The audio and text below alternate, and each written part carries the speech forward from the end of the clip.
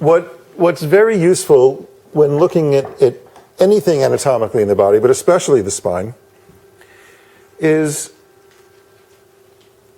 to have a way of looking at it that allows the complexity of it to be reduced to some simple principles. All right, and this is what we're going to do right now. The spine, when viewed from the side, can be thought of as actually possessing two columns. Two columns. So we're creating here a division. In actuality, it's all one thing, obviously. This is all one bone.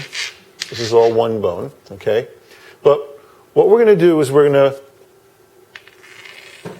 say that the anterior column of vertebral bodies and discs is one part of it,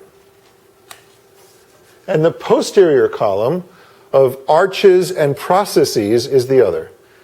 The processes are the spiky, bony things that stick out. That's just what we're calling them, processes, okay? You have the spinous process on the back and the transverse processes on the side. So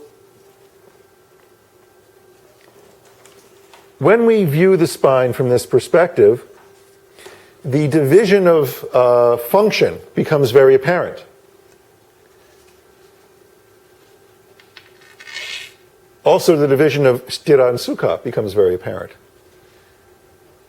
This is clearly the more sthira part of the spine. It's more dense, okay? There's mostly these dense bones of the vertebral bodies interposed by these softer, flexible cartilage discs, the intervertebral discs. Here we have mostly space, and the space is filled in by soft stuff. Here's mostly bone with a little soft stuff. Here's mostly space with soft stuff in it with bits of bone. Okay?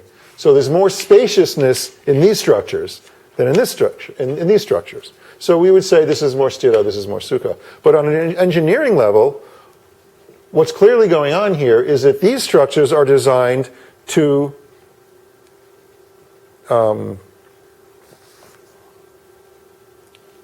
react to compression forces. These structures are designed to react to tension forces. The weight-bearing stress that's put on the spine, okay, is primarily transmitted through the vertebral bodies and the intervertebral discs. And the way these structures are knit together creates a decompressive reaction to the compressive forces.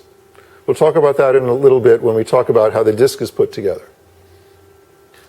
Whenever we move the spine, okay, what's happening is that we're imposing tension forces on all of this soft tissue, all of these ligaments that bind together all of these spiky bits.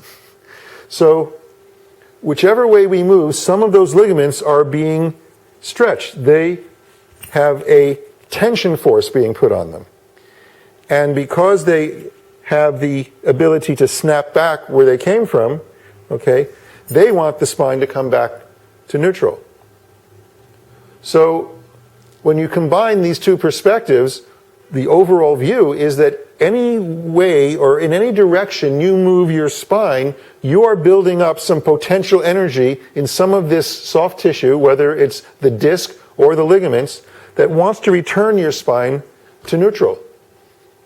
It is a structure that inherently seeks to return to a neutral place because of the way it's put together. That's a very important principle to understand about the spine. The other thing to understand about these tissues we're talking about is that they don't depend on muscle action to do this. It's not muscle. It's bone and cartilage and ligament we're talking about.